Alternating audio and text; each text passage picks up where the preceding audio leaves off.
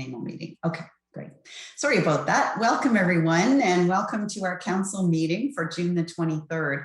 We no longer get to see each other in the hallways and share conversations, so apologize. First, I wanted to ask everybody, and I see everybody is muted, and appreciate that very much. And when I call on you, if you could unmute yourself and put on your microphone, that would be wonderful. I also want everyone to know that this meeting is being live streamed, and we would like you also to know that the meeting is also being audio and video recorded and shall form part of the town record. And you can get more information about the town's retention bylaw through the clerk's office. So I'd like to welcome everybody here this evening, and also let everyone know that Councillor Payne and Councillor Orsatti has sent their regrets for this evening. Now we'll move on to the agenda approval and then open forum. So we've had no one on for open forum this evening. And so we'll go right to the approval of the agenda. We do have 2 additional items since the agenda was last updated. So we'd need 2/3 majority vote as per procedural bylaw to move forward with the amendments, which are 2 delegations. Could I have a mover and a seconder, please? Councillor Van Berkel and Councillor Fowler, all those in favor of approval of the agenda as amended, and that is carried. Next, are there any disclosures of interest from members of the committee or members of council? My apologies. Seeing none, if one becomes apparent to you through the meeting, just please let us know. Next is item 5, presentations and petitions. And we do have a presentation, and it's from Michael Ryan, Simcoe County Food Council Coordinator, and Sarah Corcoran, Town of Innisfil, our Health Associate. So Sarah and Michael, whenever you're ready, we're looking forward to your presentation.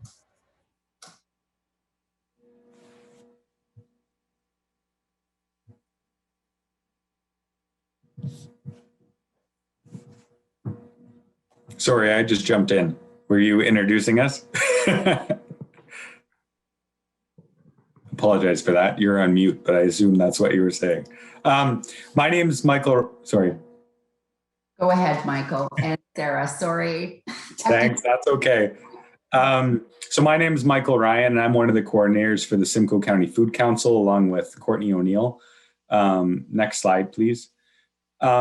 When talking about the Food Council, it's important to know where we've been. So its work is developed out of the Simcoe County Food and Agricultural Charter, which was created in 2013. Going along for that, the Poverty Reduction Task Force of Simcoe County was involved in some roundtables with the provincial government, where food security was identified as a problem. And there was a real drive from the county in 2017 with some forums that led to ecoeconomics being retained by the county to create a food security framework, which then in 2019 was adopted by County Council, and which is mine and Courtney's job to implement. And the Food Council, next slide, is kind of a fruition of that and comes out of the framework. So what the framework is a blueprint to further awareness and coordination to develop approaches designed to enhance food security for everyone in Simcoe County. And out of that, next slide, please. One of the necessities of doing that was the Food Council and having a group that kind of takes ownership for implementing the framework. And it's really about a constellation model. So there is a Food Council at the top and there are working tables below.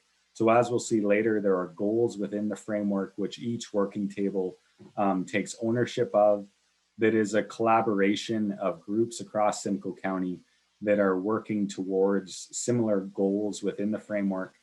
And as they're implementing that, they will run into challenges which are policy related, which will flow up to the Food Council, and the Food Council can be that organization that's advocating for policy changes to affect household food insecurity or community food insecurity in Simcoe County. Next slide. So the vision is a sustainable, equitable, secure local food system for Simcoe County, recognizing food as a human right, that the food system is interconnected, and that everyone in Simcoe County will have sufficient, nutritionally, culturally appropriate food that is financially and physically accessible to everyone. Next slide, please. So inside the framework, there's 7 goals that kind of address household food insecurity and community food security. So one is to raise awareness about household food insecurity in Simcoe County. 2 is supporting income and housing solutions to reduce household food insecurity, because the underlying problem of household food insecurity is poverty or insufficient financial means to access food. Number 3 is to increase physical access to enough nutritious food for all. Number 4 is to improve community food literacy. Number 5 is to improve community food infrastructure and policy to support the local agri-food sector. 6 is to foster Simcoe County's food traditions and Indigenous food knowledge and culture. And 7, support countywide collaborations towards food secure Simcoe County. Next slide, please.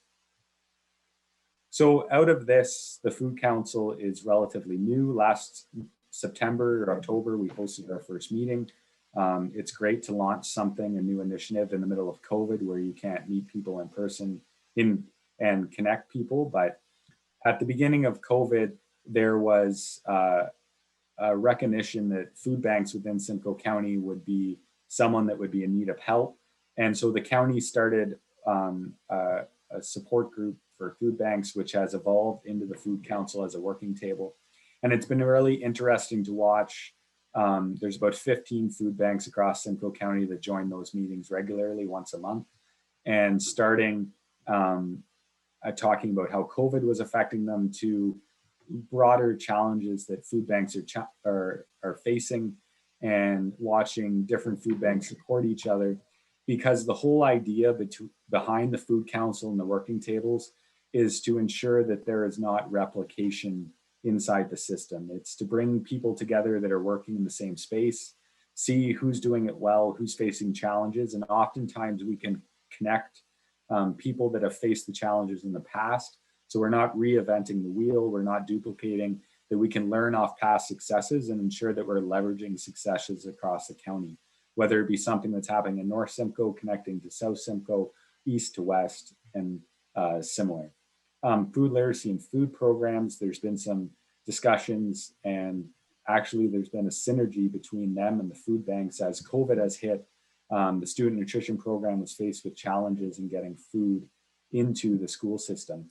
And so using food banks' existing infrastructure, there's a great success story in Aurelia with a sharing place where they have actually been able to leverage the student nutrition program and feed approximately 900 students a week through that program, that the student nutrition program would have a challenge with otherwise.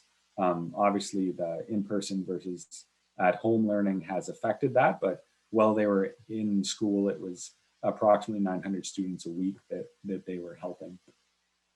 The agriculture and local food systems is a working table talking a bit more about economic development and land preservation.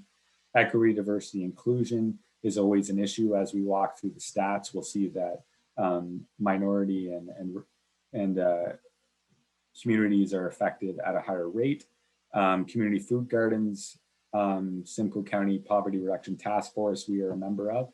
And through all this, there's often a discussion about local food assets. And as we saw the synergy between the student nutrition program and food banks, there's often an overlap, and how do we connect that? And knowing where assets are is a big important step in making sure that it's not replicated. Also, there's lots of sub-region food asset maps that are made. They sit on a shelf that governments have funded.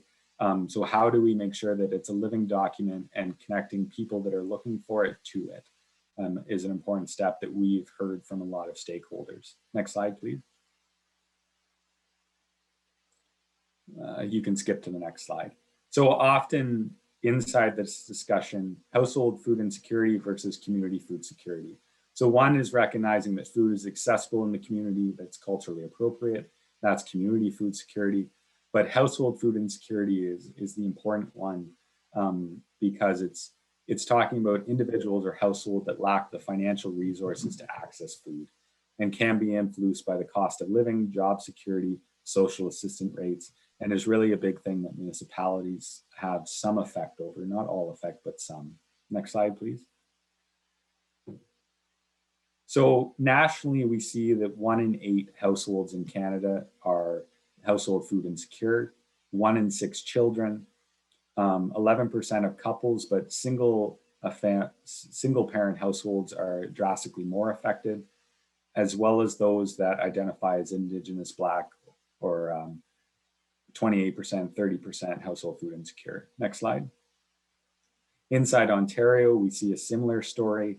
And the other thing would be is that over 60% of the people that are household food insecure are relying on wages to live on. So it's not only people that are on social assistance or out of work on hard times, it's people that are working that are affected by this also.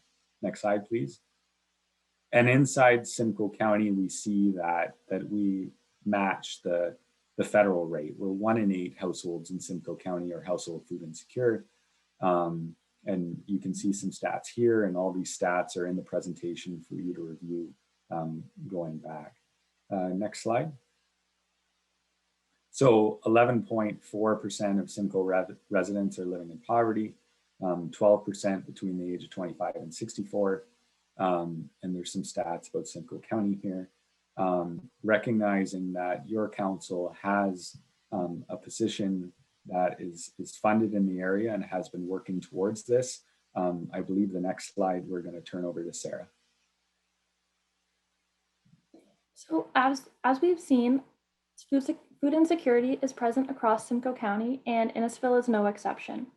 This has been further reinforced through the community needs assessment, which identified economic security, including the ability to access basic needs such as food, as one of the 5 priority areas.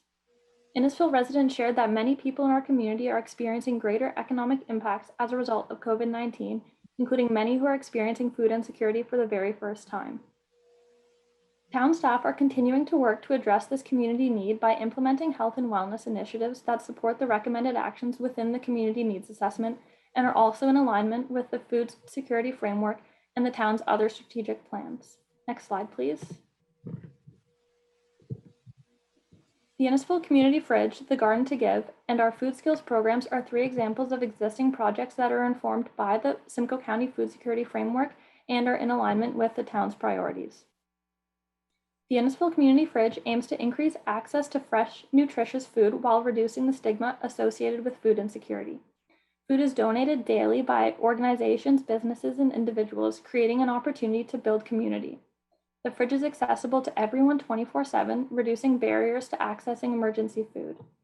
Feeding into the community fridge is the community garden, the Garden to Give. This is a pilot project which gives those who don't have garden space at home or don't have the ability to care for an entire garden on their own an opportunity to get involved with gardening. Food grown in the garden is donated back to the community through the fridge. Finally, food skills programs such as the Seniors Good Food Box and What's Cooking Innisfil offer a dignified way to access food while also improving food literacy. Next slide, please. These 3 initiatives are in alignment with many of the town's strategic plans, highlighting how existing priorities and projects are already aligned with the food security framework. Specifically, the economic security pillar of the community needs assessment, enabling health and wellness as outlined within the Innovative Innisfil 2030, and several objectives within Our Health, including promoting food security and access, improving health equity, and implementing health and wellness programming. While the town already has policies and programs that are in alignment with the food security framework, it's important that we continue our efforts to support food security in our community. Next slide, please. Recognizing the complexity of household and community food security, there's a space for action at the municipal level. Through the recent approval of the Community Safety and Wellbeing Plan, Council has already shown their commitment to better understand and begin to work on addressing how poverty, income disparity, housing, and employment affect the community. This is a key step towards addressing the root cause of food insecurity. Further actions that can be taken include knowing and leveraging existing community food assets and looking at municipal policies and programs that that help reduce poverty, like affordable housing, transit, and active transportation, as well as supporting employment, training, and entrepreneurship. Next slide, please. And really our goal here today is to raise awareness about the household food insecurity, but also about the Simcoe County Food Council. We're a new organization that is just getting our feet on the ground, and coming here today was really about raising awareness about who we are and what our goals and priorities are. Some of the ways that the municipality can support the framework is by endorsing the Simcoe County's food security framework, acknowledging that household food insecurity is a priority and a problem, and that municipalities have a role to play supporting existing food assets within your community, and identifying someone, a point person within the municipality to work with the food council should we have any issues. And I think your funding the position with Sarah is a good step towards that, and I really commend you for that. Next slide, please. These are some of the 15 members that have joined the Food Council since its beginning. And there's many more members on some of the working tables we're working towards. And I'd really like to thank you for your time tonight. And thanks very much.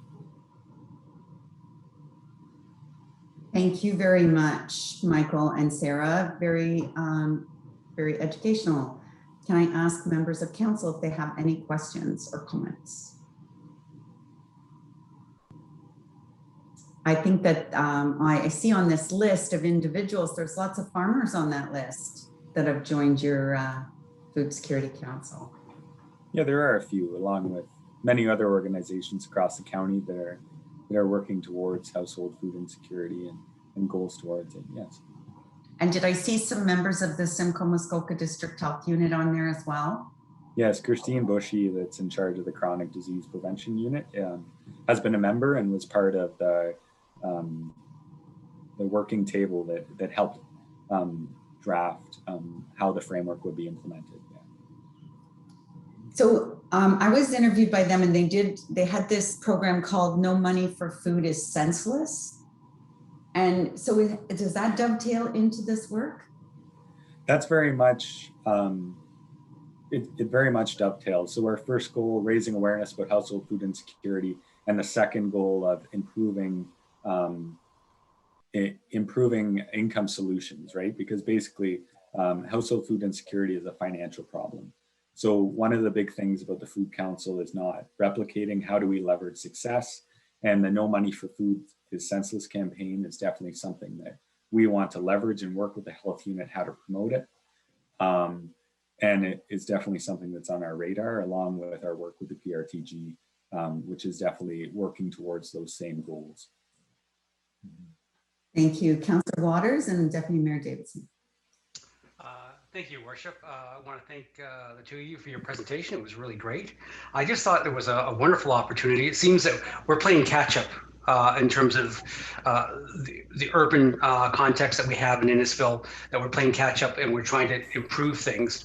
And there's an opportunity with the Orbit to help build these type of important assets into a new community. So I just wanted to make a statement that it would be advantageous, I think, for this group, people like yourselves, to be working with Tim Kane, who's in charge of the Orbit, to ensure those types of opportunities get built into the community in terms of local gardens, local agricultural opportunities, and healthy food options for those people in the Orbit, but also outside the Orbit. But I just thought it's, as opposed to playing catch up and building things into existing communities, it would be really nice to see how well we could build these into future neighborhoods and communities and get our foot in the right place at the right time. So I just wanted to make that point, that put a bug in Tim's ear to maybe touch base with both of you in terms of future opportunities.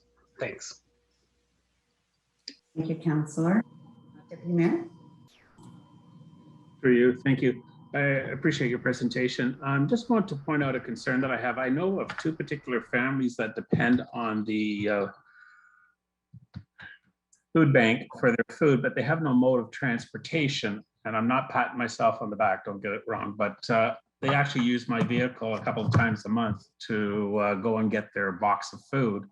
And I'm wondering if there's a way that we can reach out to these people with a delivery service. And somebody said, well, use Uber to go get your box. Uber was charging them $40 to go get a box of food.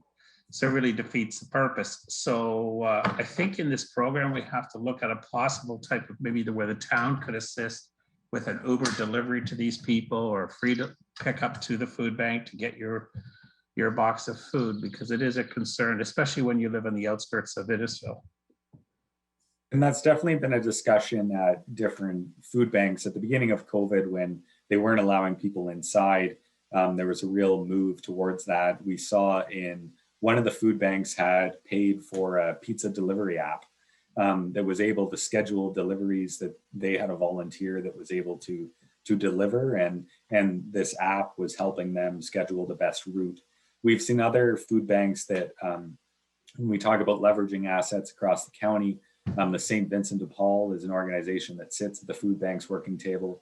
And one of the food banks to the south of you, they're actually using the St. Vincent de Paul. There's volunteers through them that are willing to, when they run into people that can't access the food bank, like your example, that don't have transportation, they contact or reach out to another organization like the St. Vincent de Paul, and those volunteers will come and make the delivery for them. It's all about serving members with dignity, but often when we're doing this, we've also got to recognize that transportation is a big issue, and that's something that municipalities have a control of if they have a transit system, is how one of the things, or planning a development, is how do we make sure that things are close for those that don't have access to transportation that we take for granted. Thank you very much. Appreciate that. Thank you. Our on transit system does have, I believe, the food bank as one of our hubs. And also, I think there was a program we did have where they got a free trip to the food bank with Innisfil Transit. Mr. Kane, can you provide some more details? Through your worship and through to Deputy Mayor Davison, that is correct. The Fair Transit program is in place to help people access those much needed services in the community, as well as further subsidies that were offered during the pandemic. So Deputy Mayor, I've asked Paul Pentakainen, our transit guru, to reach out to you so they can pass that information along to your residents. Yeah, because they shouldn't have been able to get a free trip via Uber, not a $40 trip. Any other questions or comments? Seeing none, I just had two more. One of them was, have you heard of a program called the Second Harvest? And is it something that can help? It's definitely something that we're looking into. Courtney would be more the one that spearheads those connections, and so I apologize, but I'll have to follow up with you. Yeah. No trouble. And then finally, our this council and actually Simcoe County both have just adopted a new community safety and well-being plan. And I wondered if through trying to think of the name, Carrie Warner, the consultant, is because this is what this is all about, right? It's this proactive approach of keeping people out of poverty, making sure people have what they need in order to save trouble down the line. And definitely a compliment that she reached out to us, and we had a discussion last fall or early in the year with her about some of the issues the Food Council was seeing at that time, and definitely was some input into what municipalities were drafting in those plans. And I really commend for that reaching out. Thank you, Sarah. Thank you, Mayor Dolan. I just wanted to also add, looping back to that mention of being able to access the food bank in terms of actually getting there. We are always evaluating our programs and services to make them accessible for all, this being a big piece of health equity and bringing the services to those who need them most. So while, as Mr. King mentioned, there is the Innisfil transit system to access the food bank, this is something that we're always revisiting, ways to make accessing food more equitable. Wonderful. Thank you for that. Mr. Kane, did you have another comment? No, okay. Sorry, Your Worship, I just forgot to turn my camera off. No trouble. Excuse me, seeing no other questions or comments, I'd ask for a mover, excuse me, and a seconder to the presentation regarding raising awareness. You can read it because I'm going to have to cough some more. Moved by Councillor Van Berkel and seconded by Councillor Nicol.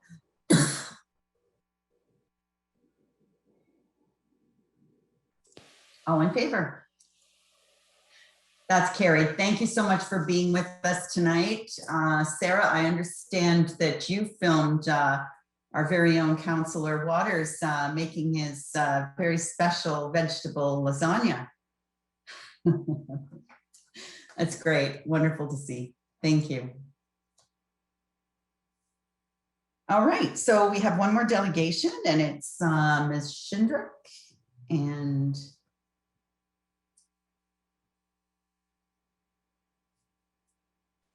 oh, sorry. My apologies. Two more delegations and the first one is Ms. Sinclair. Sorry about that. Ms. Sinclair, you're up first. Oh, thank you. Oh, I don't know why I'm so dark here. Sorry, I'll try to fix that. Oh, that's very good. Yeah. Thank you very much. I didn't think I'd be up so quickly. Yes, Mayor Lynn Dolan and members of council, we're here today to talk about the changes to the fireworks bylaw. I live here in Belleurt on 17 acres, and we are surrounded by houses on all sides. I live here with my husband, Neil, and Neil is the type of neighbor everybody wants. Always fixing things for our neighbors in his shop. During the winter and a bad snowstorm, he's out on his skid steer clearing piles of snow from the neighbor's driveway. He's removing debris from the creek that flows into Lake Simcoe so that we don't have flooding. He's a great neighbor to have. We have a small hayfield that Bruce, a farmer friend, comes every year to cut to feed his cows. And on the other side of our property, we have Tigger the pony and Indy the horse. We have Katie and Sooner, our two dogs, and we have a few chickens. We have foxes, skunks, raccoons, rabbits, birds, many, many birds. The sounds in the morning of the birds are intoxicating. They make you feel grateful to be alive. We used to have deers. I used to see them in the hayfield. Now in the winter, I do see some deer tracks when I'm out feeding the horses. Sounds peaceful, doesn't it? It's a great place to live. But what we also have is a fireworks problem. I've lost count to the number of times I hear fireworks when they're not allowed. The times are too numerous to mention. It would seem some residents are getting smarter and only shooting off a few so they don't get caught. Just last week, I heard them in the middle of the afternoon. Now, it is one thing to expect them, such as on Victoria Day, and let me get back to that. It's another when they're unexpected. Things can go wrong, terribly wrong. For example, what if I was out riding my horse that afternoon and you got spooked at the unexpected fireworks going off?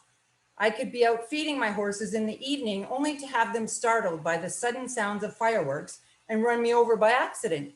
My dogs are outside and get frightened and run out onto the road. Or I'm sleeping because I have to get up at 5 a.m. for work the next day. The list goes on. Part of the problem is that you can buy fireworks at any time of the year in the town of Innisfil. Many municipalities have banned this practice and even fined store owners who sell them when they are not allowed. The usual practice is 7 days before the holiday.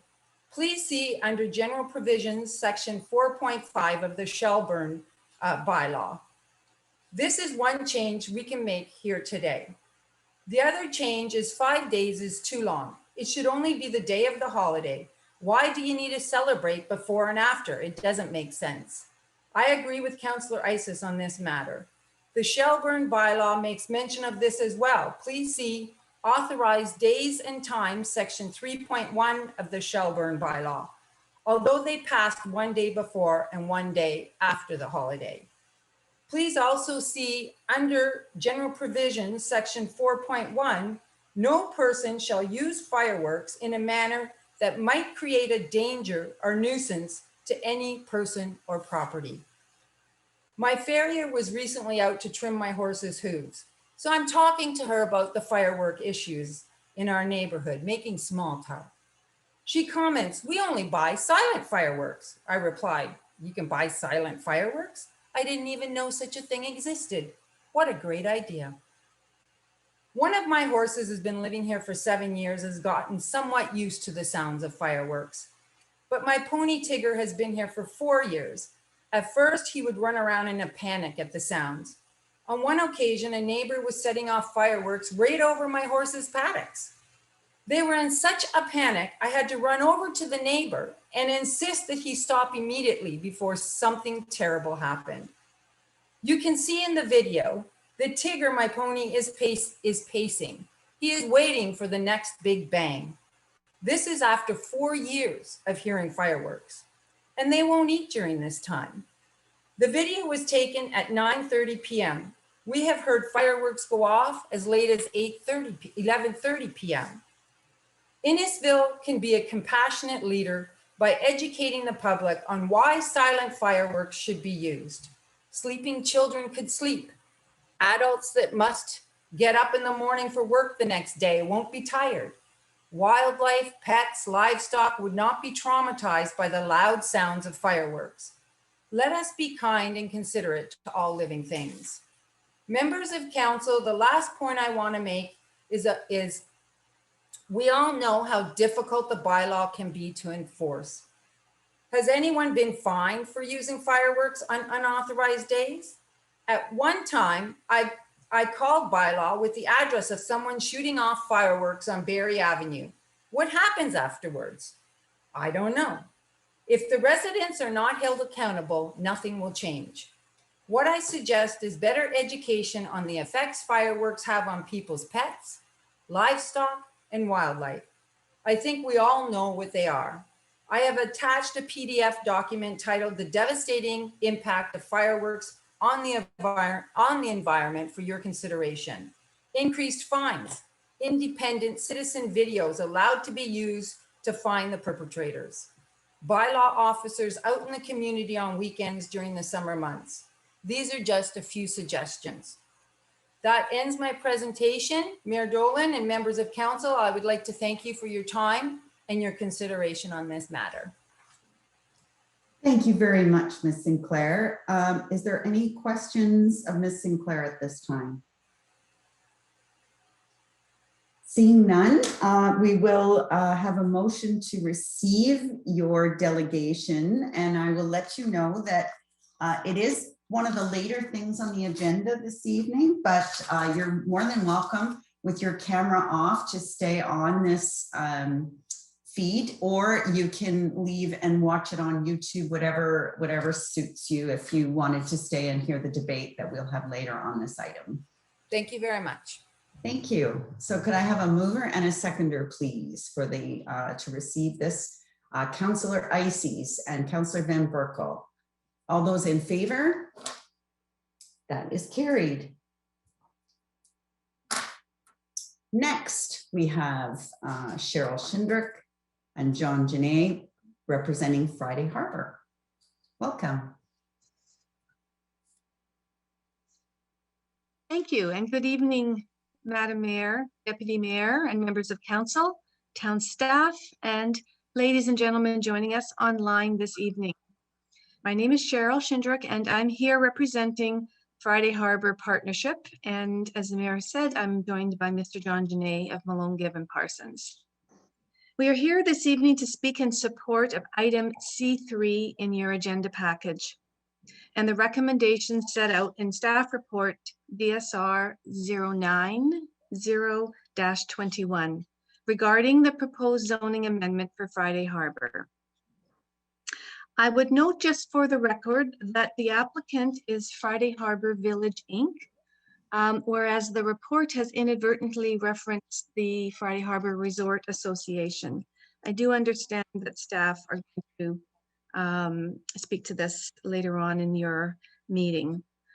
This application will enable the continued evolution of Friday Harbor and the continued delivery of economic benefits to the town. Even in these still uncertain times, the Friday Harbor Partnership under the leadership of the managing partner, Jim DeGasperis, is committing to and delivering new major amenities at the resort. The Lake Club at the west end of the boardwalk is in the final stages of completion. The amphitheater at the pier is also nearing completion, the modular structures having been installed this past week, and the beautiful tensile structures scheduled to be installed in the coming weeks. And a new resort administration center is under construction at the top of Sunreef Avenue. These taken together represent a further $60 million investment in the town. At the same time, new shops are opening in the second phase of retail at the west end of the boardwalk. Feather and Stone Ladies Apparel and Accessories being one of the most recent ones to open, and coming very soon is Ren Sushi, among others. We look forward to presenting these new resort amenities and retail opportunities to homeowners and visitors alike at Friday Harbor this summer.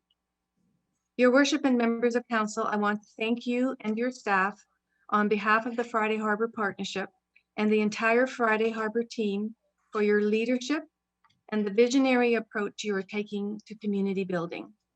One just needs to look through your agenda or look around town as evidence of your great work and many accomplishments. Friday Harbor is very proud to be part of this community and to contribute to Innisfil's success. In closing, I want to thank staff for their work on this application and for their report and the recommendations that are before you this evening. And we would ask for council's support of those recommendations. With all of that, Madam Mayor, that concludes my remarks, and Mr. Janay and I would be pleased to respond to any questions. Thank you. Questions or comments? Deputy Mayor Davidson. Thank you, Your Worship. I respect the presentation so far tonight. Hopefully we'll be able to deal with this later in Committee of the Whole. So I do thank you for appearing tonight. My questions will come forward then, okay? Thank you. Thank you. Thank you. Any other questions or comments? I have one. When I read the staff report, it talks about the, I remember, I believe it was Mr. Janay showing the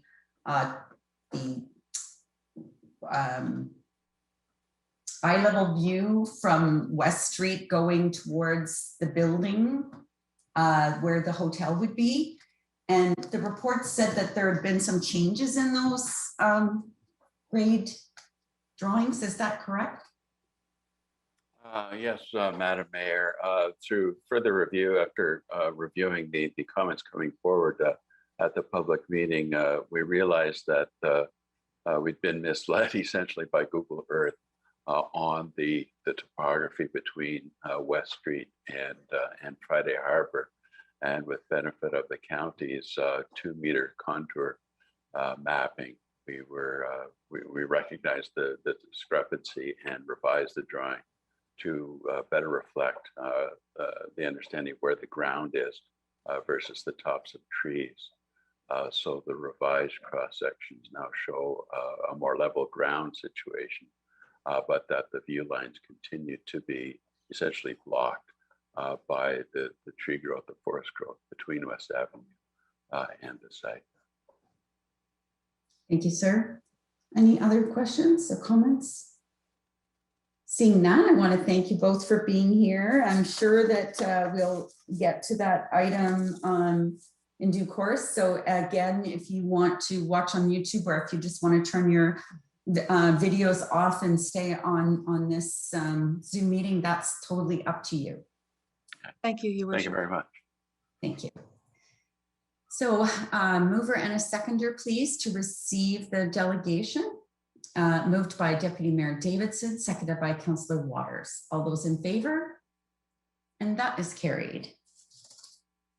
Next is County Council Municipal Association updates. Let's start with our EOC update because I usually forget them. Mr. Keogh. Good evening, Your Worship. Can everyone see and hear me okay? Just some odd things on my end. Okay, great. Thank you. Thank you, Worship. Deputy Mayor Davidson, members of council. Pleased to bring you this update tonight. First off, from our partners at the Simcoe Muskoka District Health Unit, there have been 9 new cases reported to the health unit for the current week. There were 67 new cases reported to the health unit last week, so the week of June 13th. That is 31% lower than the 97 cases reported for the week of June the 6th. So you can follow that bouncing ball a bit. So last week, the week of June 13th, was the lowest weekly case total since September. Regarding vaccines, research from the United Kingdom shows current vaccines provide very good protection against the Delta variant, even with 1 dose. 63.8% of the total population in our region has 1 dose, and 18.7% of our population is fully vaccinated. New information posted on the SMDHG website about vaccines. It talks about the social determinants of health. It shows that areas with higher material deprivation, poor areas, and ethnocultural diversity areas have reduced immunization coverage. The timing for the AstraZeneca vaccine's 2nd dose has been reduced to 8 weeks. As we are all aware, the province is allowing for interchangeability of mRNA vaccines. So vaccine interchangeability has been a common practice for other infectious diseases for many years. But today, individuals who received their 1st dose of an mRNA vaccine on or before May 30th and who live in the catchment area of one of the 10 public health units identified as Delta hotspots in our region is one of those. Those individuals will be eligible to book or rebook their 2nd dose appointment at a shortened interval. As for reopening, the province is on track to move to step 2 of its reopening on July the 2nd. They are advising that we still, of course, need to be vigilant, to take it slow with gatherings, as there is still a risk. Guidance on step 2 and 3 will come once regulations are available. We do not have guidance yet for fully vaccinated individuals, so they are still asked to continue to adhere to public health measures.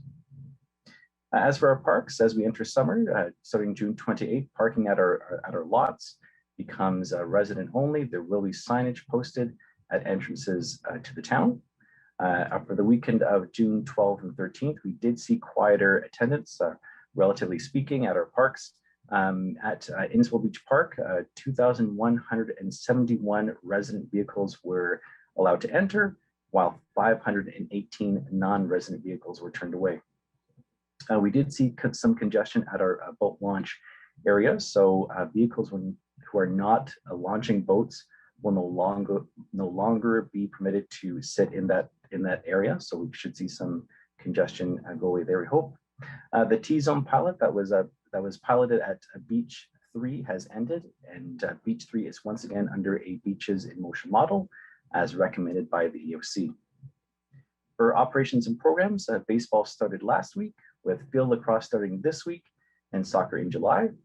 Operations have also begun a sanitization station pilot at our IRC sports fields.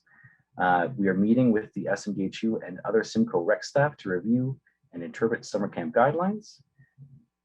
For our enforcement effort, call volumes are decreasing across the board, and we are planning for Canada Day enforcement measures and of course getting ready if there is an early move into step 2 prior to July the 2nd. Our customer service team reports that they are receiving a high volume of calls coming in. There are some delays in call wait times as a result, though I understand they're still under 2 minutes, which is still pretty good. And there are lots of appointments for parking passes being booked. And that's everything. Thank you, Mr. Keogh. Any questions? Seeing none, yeah, I think with the record volumes that customer service has been getting, still being able to keep it to 2 minutes. I joked at the EOC saying if anybody thought that was long, they hadn't called Bell or Rogers lately. So thank you so much, Johnny, for that. Anyone else have any updates from any of the committees that they serve on for the betterment of Innisfil? Deputy Mayor. Thank you, Worship. Just from County Council this week. We're starting to move into budget deliberations. So we're working hard to try and keep to a 2%, let's say, increase. But if we can reduce that, I think there's a feeling to do our best to reduce the 2% increase on taxpayers, as this pandemic will linger on longer than we expect, not so much for receiving the vaccine, but just the repercussions from so many people being, businesses being closed and people out of work. So we will do our best to remember that not everybody had a job during the pandemic. Thank you. Thank you. Any other updates? Seeing none, we'll move on to our consent list then for the evening. It's a chock-a-block agenda, so hopefully we'll get through it all. As usual, if you agree with the staff recommendation, then and it's not pulled, then it'll be ratified at the end of the meeting. If you just have a question or a quick comment, that's fine. But if we're going to have debate, then the best thing to do is to pull it, and we'll deal with it in committee of the whole, where we'll have a fulsome debate on it. So the first item is A1, the adoption of the meeting minutes from May the 19th. That was a special council meeting. A2, the special council meeting minutes from June 2nd. A3, the council meeting minutes from June 2nd. A4, the special council meeting minutes from June 16th. B1, the Innisfil Audit Advisory Committee. B2, the Innisfil Heritage Advisory Committee.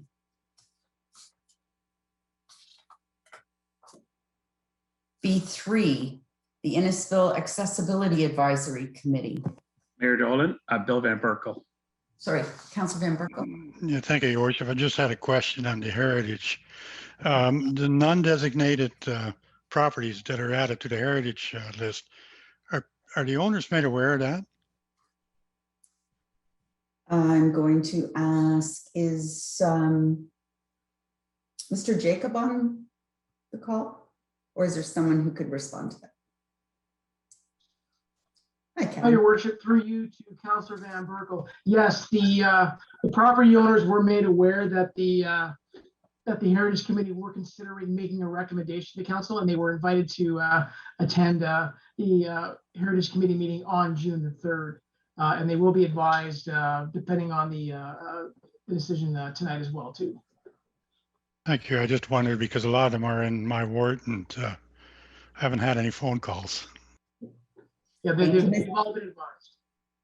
And Mr. Jacob, just to be clear about what it means, what's the difference between the list, the registration, and designation?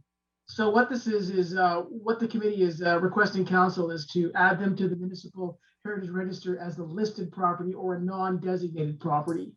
And as a listed property, the heritage provisions under section 27 under the Ontario Heritage Act is that the property owner must provide 60 days notice of intentions to demolish the property. So if they if a property is a listed property on the Municipal Heritage Registry, they have to provide the town 60 days notice if they're going to apply for a demolition permit, and there is no further provisions provided on the property. Thank you, Mr. Jacob. Is that good, Councilor Van Berkel? Thank you, Your Worship. Yeah. All right, so the Innisfil Accessory Accessibility Advisory Committee. B4, the School Zone Traffic Safety Advisory Committee. Councillor Nicol. Your Worship, I don't need to post. I'm just interested in the report there and curious about the upcoming public meeting on a possible new school in Lefroy and what the impact will be to Cloudy Beach School as well. So obviously members on the committee would know that, but I'm looking forward to seeing what that public meeting is in the future. Thank you. Deputy Mayor.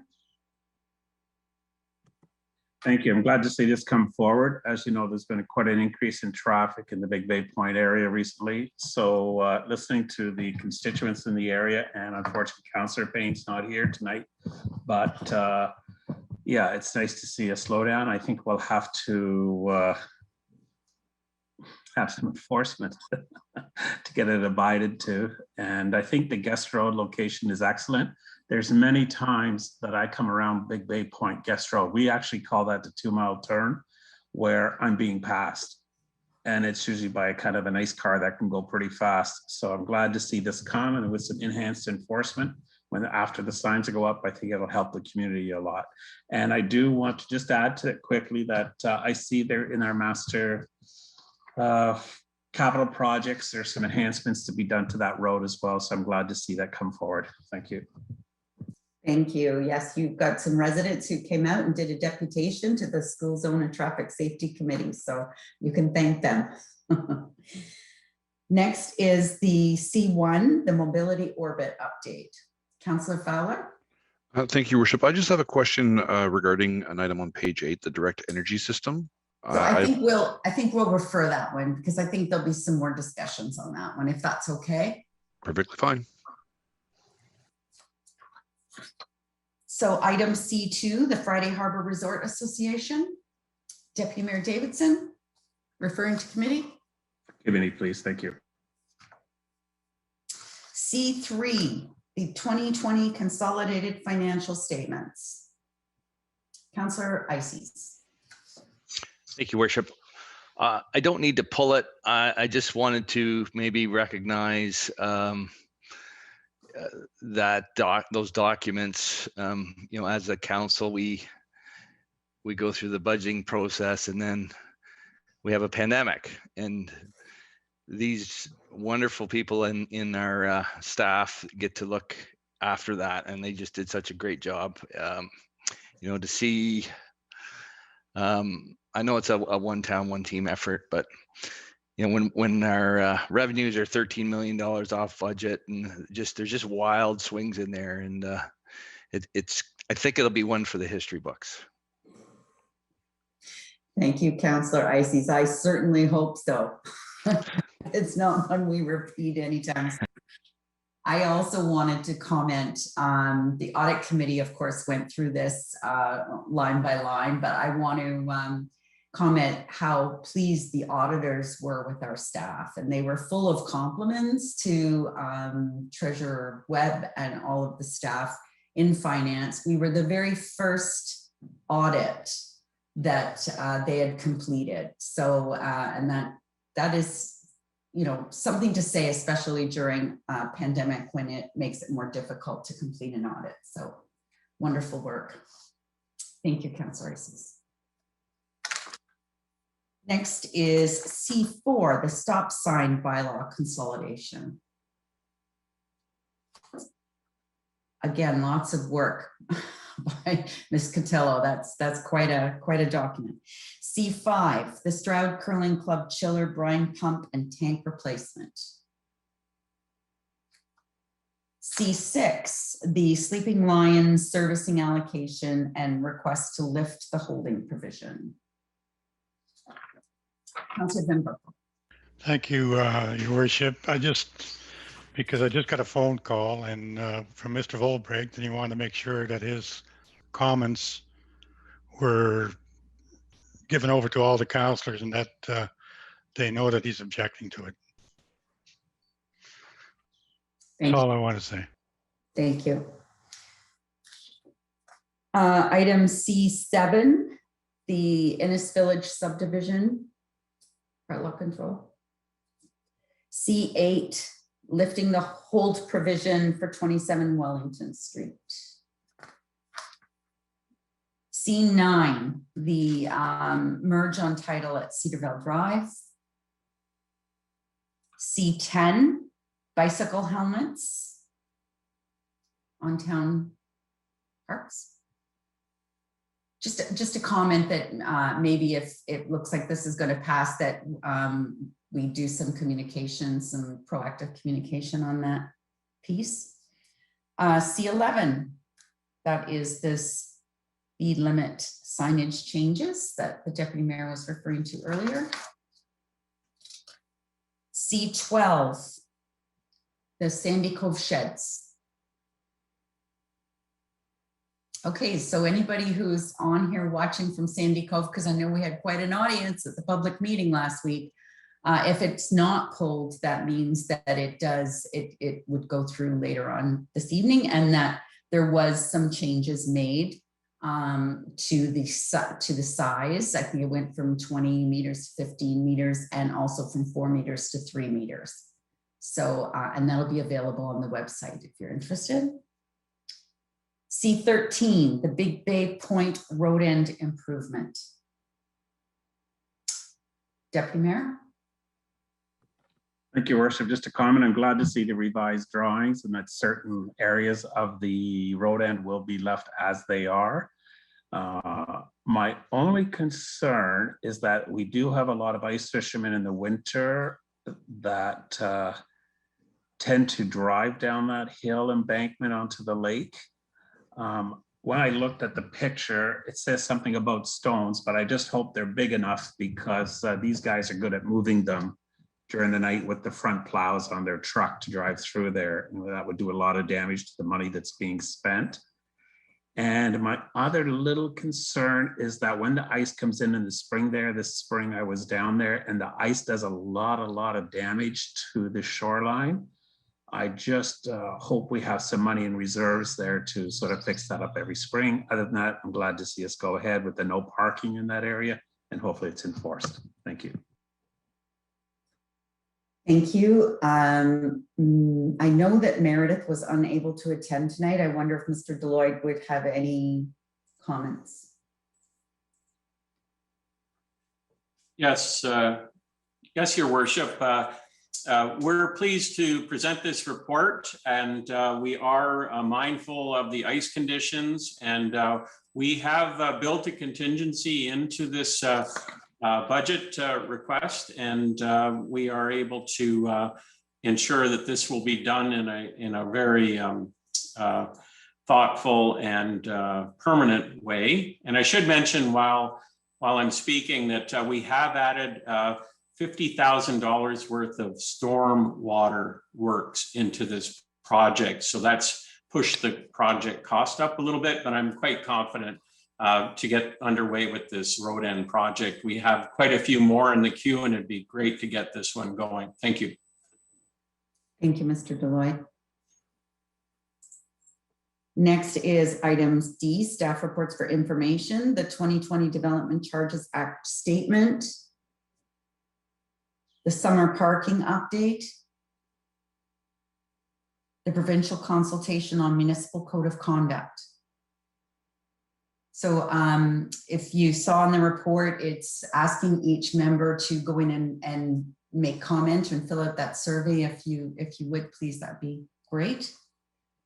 The Lefroy Community Center water main servicing, and amending the COVID-19 bylaws. All right, next is E, bylaws. There's none received. So finally is correspondence for action, council discretionary fund request from St. Pete's. And correspondence for information, a nice letter from Dr. Gardner thanking us for all of our hard work in the pandemic. The Township of Huron-Kinloss. And I'm going to ask that one to be pulled if we could, please. And then several proclamations: National Drowning Prevention Week, Innisfil Pride Month, St. John's Ambulance Week, which the Deputy Mayor is going to help with the flag on Friday, and the Fiat Simcoe Pride. Seeing no more, then that is the end of the consent list. So the recommendation that items C1, C2, and G2 be referred to committee of the whole, and any other items be considered passed. And that is moved by Councillor Nicol and seconded by Deputy Mayor Davidson. All those in favor? That is carried. Now we will resolve into committee of the whole, and that's moved by Councillor Van Berkel and seconded by Councillor Fowler. All those in favor? That is carried. And we'll move to our first item, which I believe was the orbit, C1. And Councillor Fowler, unless you have an amended recommendation, if you would move and ask for a seconder. No amendment at this moment in time, Your Worship, but if I can have a seconder, be appreciated, I guess. Councillor Nicol. Okay. Thank you. I was reading the report and I came across the direct energy systems and on page 8, and I just want to get some clarification on the matter in a more technical sense.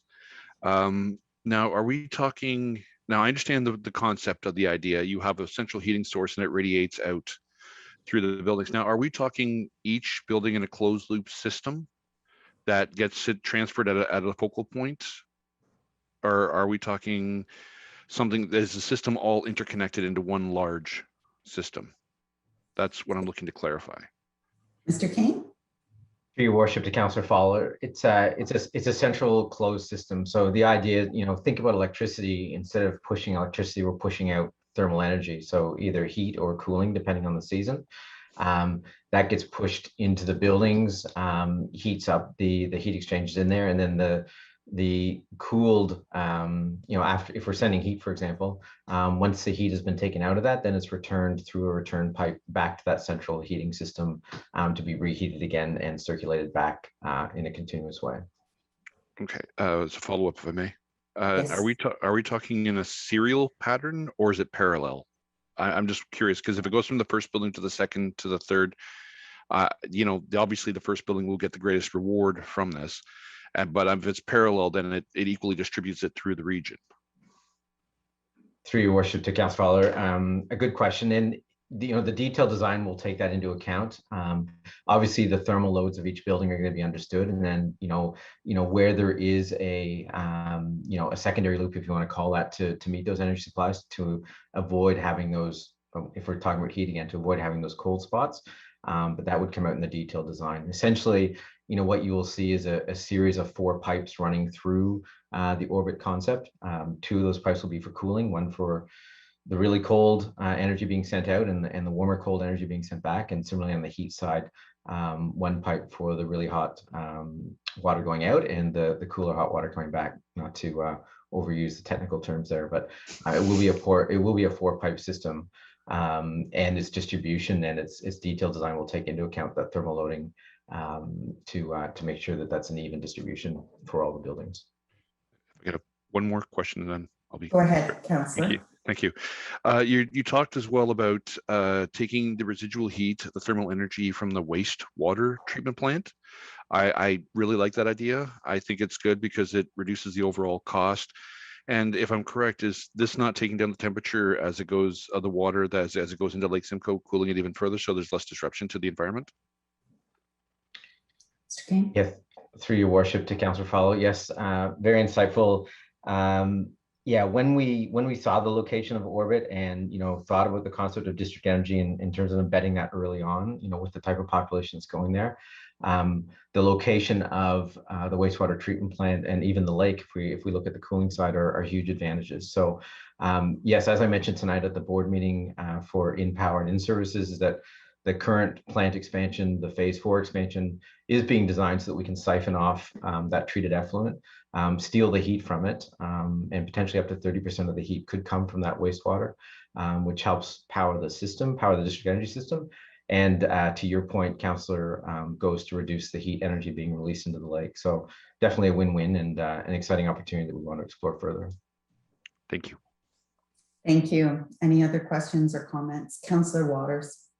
On the same topic and being led by Councillor Fowler is on the heating system. I also read that that the systems that we're considering for heat, we're still considering carbon-based systems. Now, that's why I asked earlier whether or not we were using biogas from the sewage treatment plant, because it is a carbon-based system, but it's a renewable gas, which is a good idea. So my question is, why are we considering carbon-based fuels when your first choice, I would think, would be a geothermal system that you can do right now because you can build over top of them and that kind of stuff. So I just want to know, in terms of priority, what heating systems have the highest priority and those lower down? Thank you. Mr. King. Through your worship to Councillor Waters. Yes, Councillor, the first stage, time, I'm not going to say time is our enemy, but, given the timing of it and still the early phases of alternative fuels, what the first phase is going to look at, in order for us to be advancing towards occupation by 2024, those buildings, we need to have a short-term solution in place. So that short-term solution, is still not completely carbon intensive. Yes, natural gas will form part of that package, along with the waste heat from the plant. And as I understand it, some early geothermal as well. So there'll be 3 fuel systems as part of that first phase. And then what will happen is, and what we're considering into the staging of the system is that, as those new alternative fuels, not necessarily become mainstream, but certainly become more achievable, and the price of carbon starts increasing as well to make it more affordable, is that those existing carbon sources will be taken offline and be kept there for redundancy and for backup if and when we ever need them. So the idea is, yes, we're starting off a little more carbon intensive than we'd like to, but still better than status quo, and then gradually phasing those out and leaving them on standby for redundancy if we ever need them once those renewable systems come online. Councillor Waters? Follow up. I wouldn't call ground source geothermal systems new systems. They're used on a regular basis all around North America and in Ontario.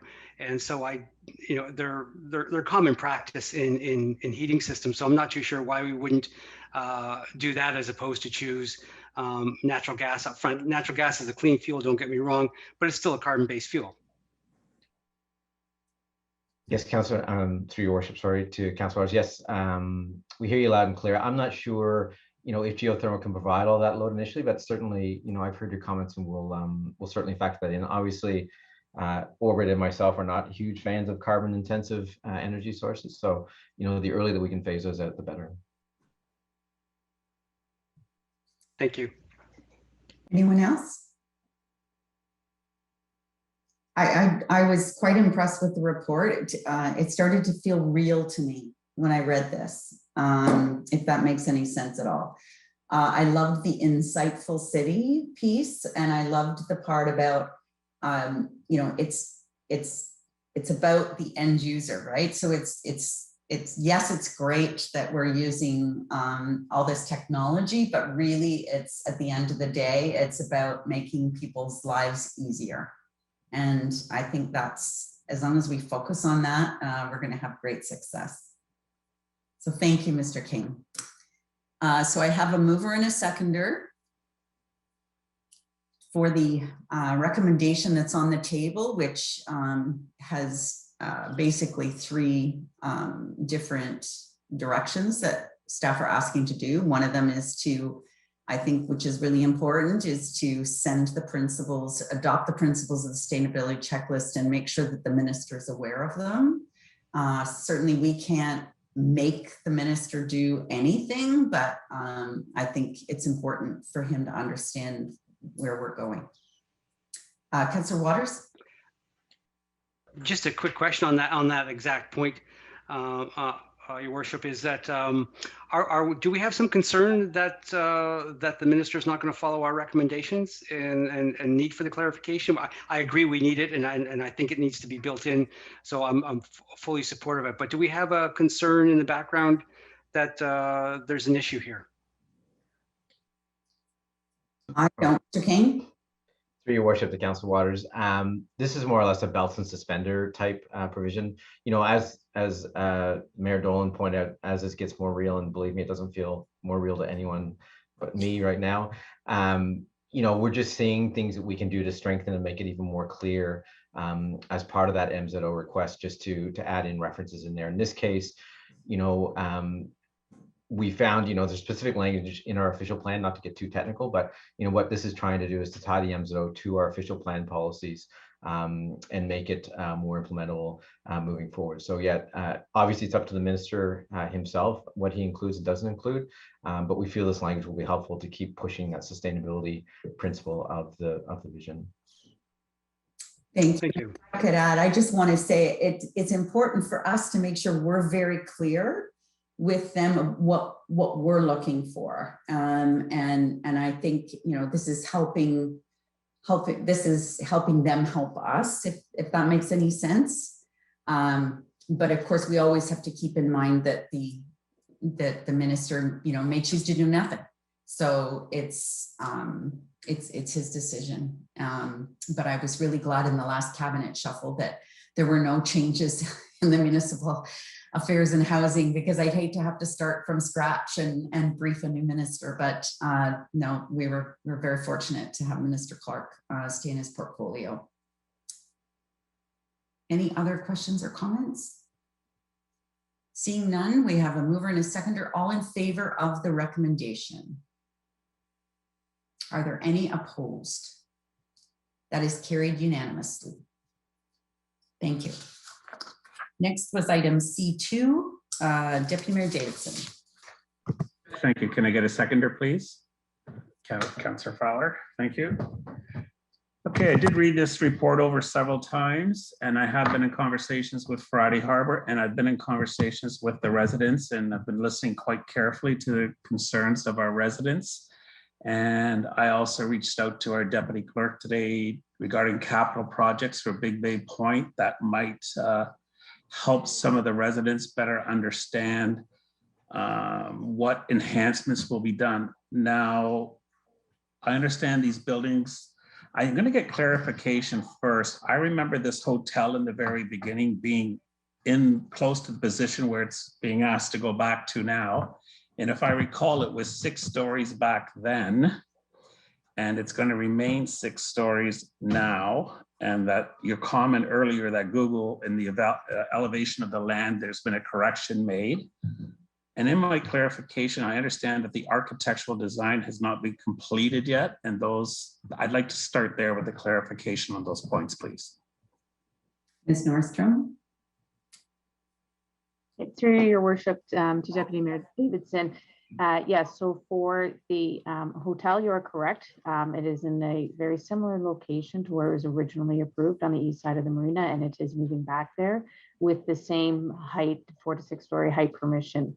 That is not changing. We do not have a concurrent site plan application that has come in with the hotel, as there isn't a hotel operator as of yet. That will go through a site plan process, very similar to the concurrent site plan that's happening with the Sunseeker building, to ensure that it meets those architectural built form parameters set in the bylaw and through the secondary plan policies.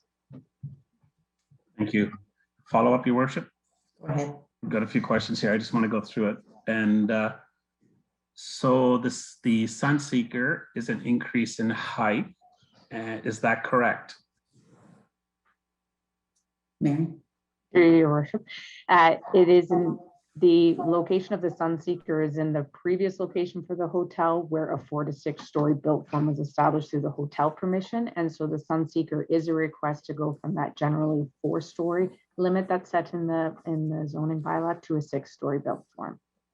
And a follow-up clarification, your worship, is that the seniors residence, the resident that is going to be built north of the operations center, that is an increase of 1 floor. It's 5 floors high, but there's been no architectural design yet to confirm that height. Is that correct?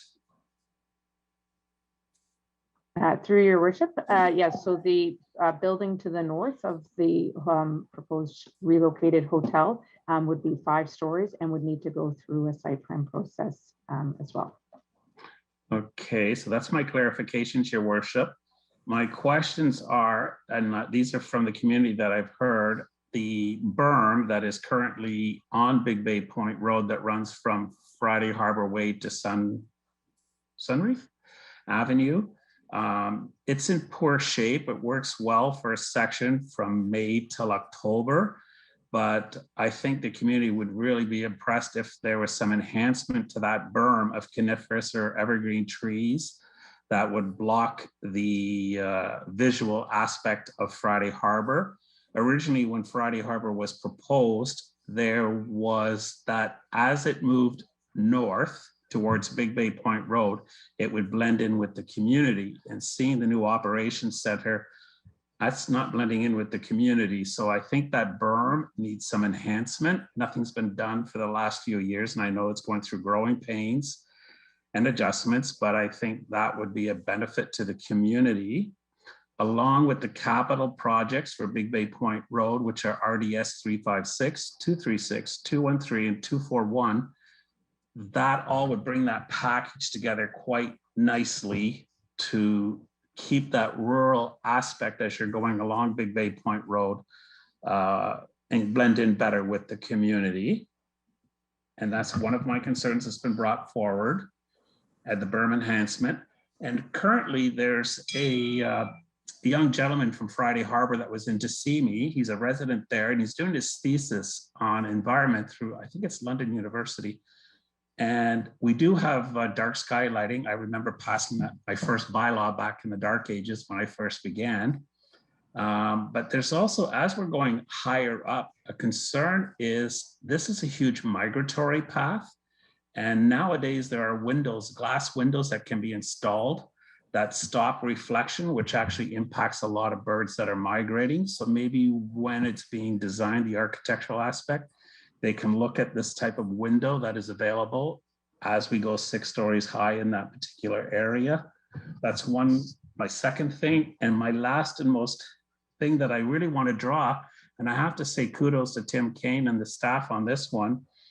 I was reading the Orbit synopsis and I was quite impressed. And there's a page 7 of page 20 caught my eye. And I think Friday Harbor, if you had a chance to look at page 7 of 20, they've got a phrase in there and it's called achieving a sense of place, i.e. the result is a sense of social commitment. I added cultural acceptance that reinforces inclusiveness, that strengthens neighborhoods, making them more adaptable and help with the social norms of the neighborhood. I was very taken with that. And I thought we could maybe use that phrase that's in the Orbit and bring it to Friday Harbor as it moves forward, because we're only in phase 2. We still have phase 3 to go. And that means respecting private property, speeding, respecting our signs that we have in place, blending in with the community somewhat, and supporting local culture and businesses within the town of Innisfil to make it part of the community of Innisfil, not just retail shops to sell, but actually part of the cultural program. And I will say that when I first saw the project of Friday Harbor, it did have a cultural domain to it. And there was a center to be built at one time next to where the sign is being built. There were 6 acres set aside. I haven't heard much about that lately. However, I think we can implement it with some of the spaces we have currently on the boardwalk that are vacant. So those are my points that have been brought forward from the community. And as we move forward, let's work together and let's have it successful. Thank you. Thank you, Deputy Mayor. Just to temper expectations a little bit, the road projects that were that the Deputy Mayor brought up, the 4 road projects, they are in our capital plan right now, but the timing is quite far out. So what the town is talking about doing is they are doing some traffic counts up there this summer. And they will look at the revised transportation master plan update to help inform them on the timing of these projects. So I just don't want people to think, there's going to be shovels in the ground tomorrow putting in sidewalks. And so I think if they go to the master plan, they'll see the dates that are there, but at least we are working collectively together, you and I and the town and staff, to make enhancements. And as Friday Harbor moves from phase 2 to phase 3, these capital projects will come into place. And it shows that we're working together to make it successful, to make it one. But the concerns of the community really need to be put up to the forefront a little bit more. And we may have to move some capital projects later in another budget process to make sure it works better for the community. And just to finish it off, that recommendation that we passed tonight, reducing it from 60 kilometers to 50 kilometers an hour, could change Google's concept that it will be now longer to come down around Big Bay Point Road and go in Sunreef than coming in by Friday Harbor Way. So that could help people who use Google to get to Friday Harbor. That could be an asset. But one point that was brought up to me is that I don't know if the people coming out of Friday Harbor are illiterate or maybe their windshields are too dark, but they do not stop coming out of that intersection on weekends. There's going to be an accident and it's not going to be pretty. That's where the gas main got broken. So we need to, and I know in their report, they said there's not much they're going to do regarding the roads in Friday Harbor, but those are concerns of the community that Councillor Payne is not able to be here tonight to bring forward. So I know it takes time, but I think we can work together on it. And I think that's our point tonight. Deputy Mayor, any other comments or questions on the report? I have one to Ms. Nordstrom, if I could, please. So, you know, from time to time, we have plans coming forward, and quite often it'll be a plan of subdivision. There'll be a block that'll be either commercial or will be a place of worship, or I'll use place of worship because that's probably what happens the most often. And then all the houses get built, and then the developers come in front of us and say, well, nobody's interested in that land, so we're going to turn it into residential. So this is a long way of me saying, how do we keep the hotel a hotel? How do we keep it, you know, how do we keep Friday Harbor coming back a year from now and saying nobody's interested in building a hotel, so we just want to make it residential resort units? Yeah, thank you, Your Worship. We've had shared similar concerns with the applicant, who correctly so is the applicant is Friday Harbor Village Inc. And not the Resort Association, to Cheryl's delegation earlier. But we've shared similar concerns with the applicant and have been assured that a hotel operator search is well underway and is important to the future of Friday Harbor, as well as that to maintain that resort functionality. And what's different about Friday Harbor's policy framework or planning framework is that secondary plan and zoning are set up in phasing, to Deputy Mayor's earlier point. And so additional units, while we're agreeing that, you know, one additional building can move forward and take, you know, borrow some of those units from that next phase to allow for that one final building in residential building in phase 2, that a hotel and the conference center and those obligations that remain in phase 2 have to be delivered before additional residential units can be built.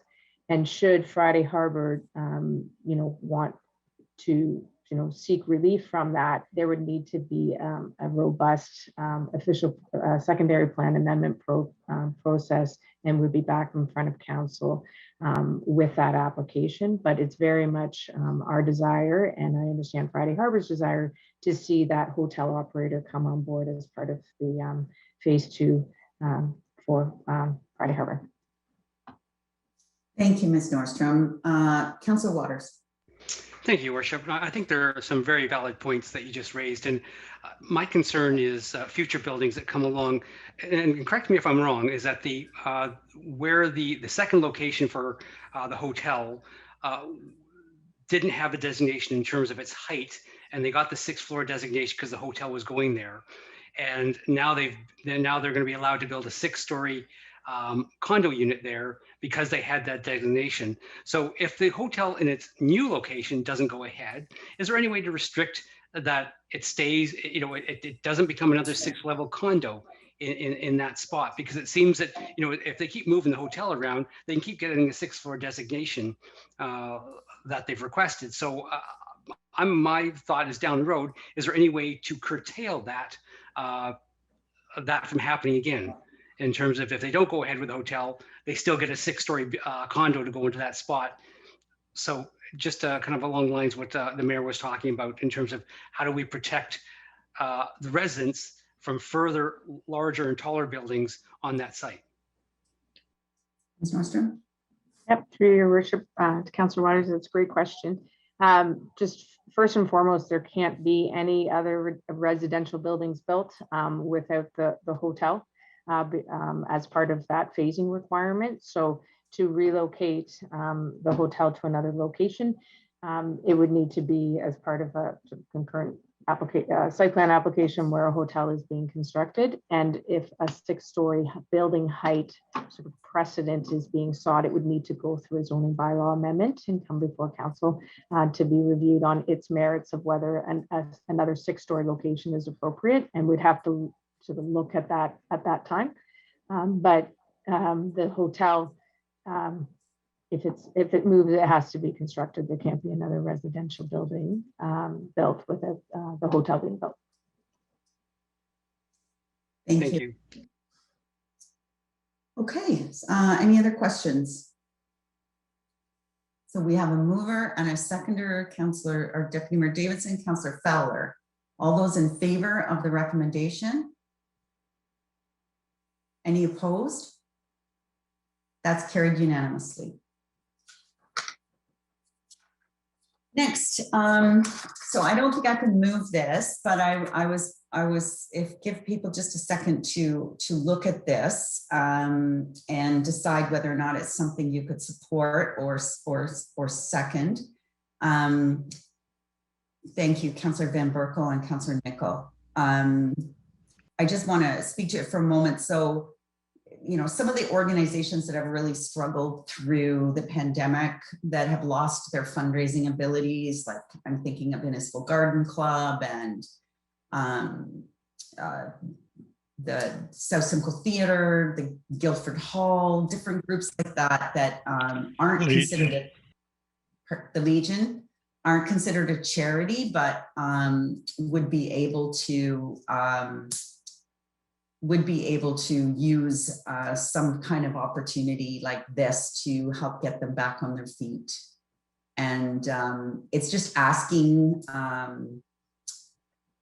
Minister Downey, the Attorney General, to allow some type of small lottery licensing for non-charities to help them with their fundraising. Any comments or questions? Deputy Mayor Davidson. Thank you, Worship. Did this not used to exist before the gaming and lotteries all happened? Because I remember back in the 70s and 80s, a lot of organizations were having lotteries and 2-for-1s and stuff like that that had to be phased out when gambling became legal in Ontario. So it was kind of just going back to what we used to have years ago, decades ago, I guess. My first experience with this, Deputy Mayor, was when I was a volunteer with the Cookstown Chamber of Commerce back in the 80s, and we wanted to have a 50-50 draw, and we were not allowed because we were not a charity. So we did have them in the 70s, so then it must have changed the process later. So I think this is a good thing to really help a lot of struggling groups right now. I think it'd be very important to them all. So I support this 100%. Thank you for bringing it forward.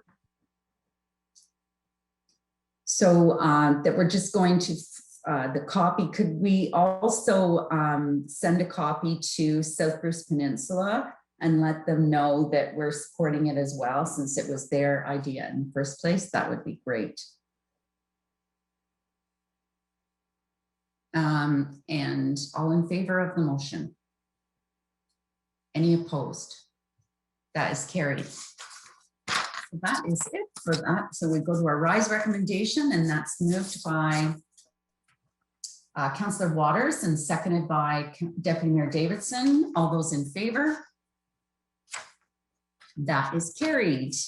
And a consideration to adopt, oh, sorry, I skipped Councillor. How could we forget? Consideration to adopt, which one am I on? Consideration to adopt recommendations of the Committee of the Whole. Quick, let's vote before the screen changes again. Moved by Councillor Waters and seconded by Councillor Van Berkel. All those in favor? That is carried. And now we will go to the notice of motion. Councillor Ices. Thank you, Your Worship. My seconder would be Councillor Fowler, I believe.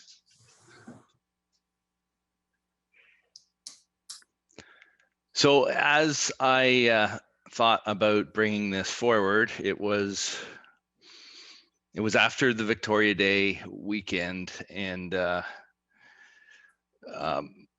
as it has been said here by Ms. Sinclair and others, that the fireworks in our town has escalated to a very serious point. And after that, on that Victoria holiday weekend, we experienced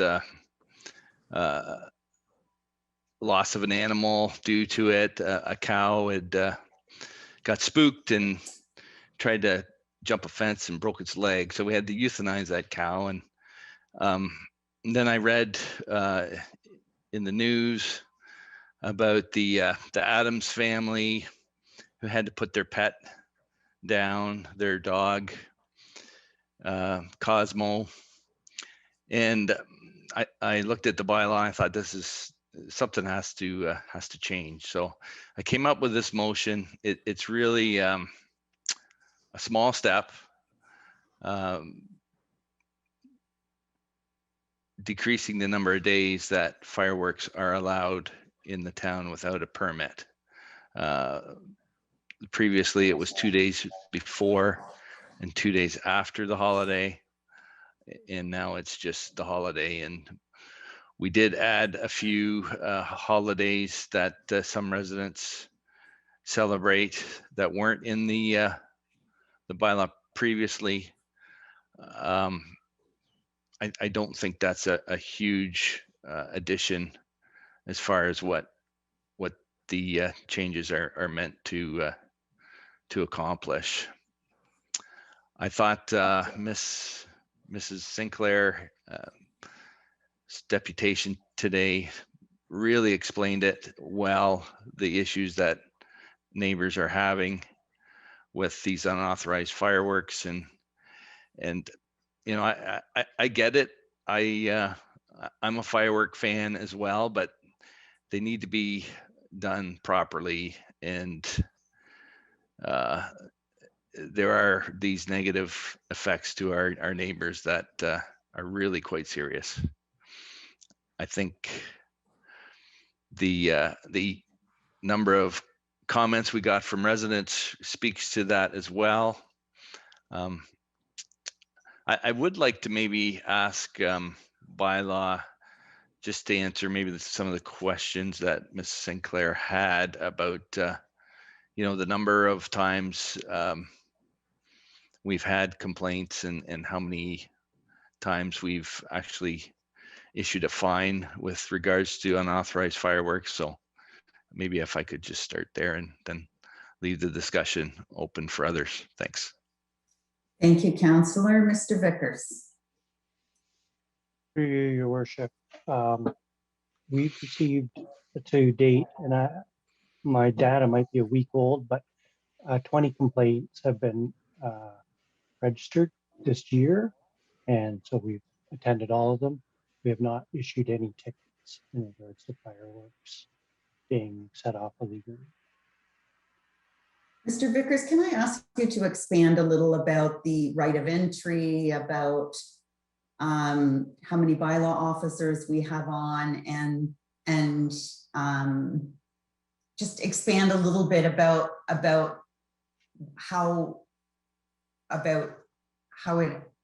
what are the challenges to enforcement? What are the challenges to enforcement? Thank you. It is a challenging bylaw to enforce.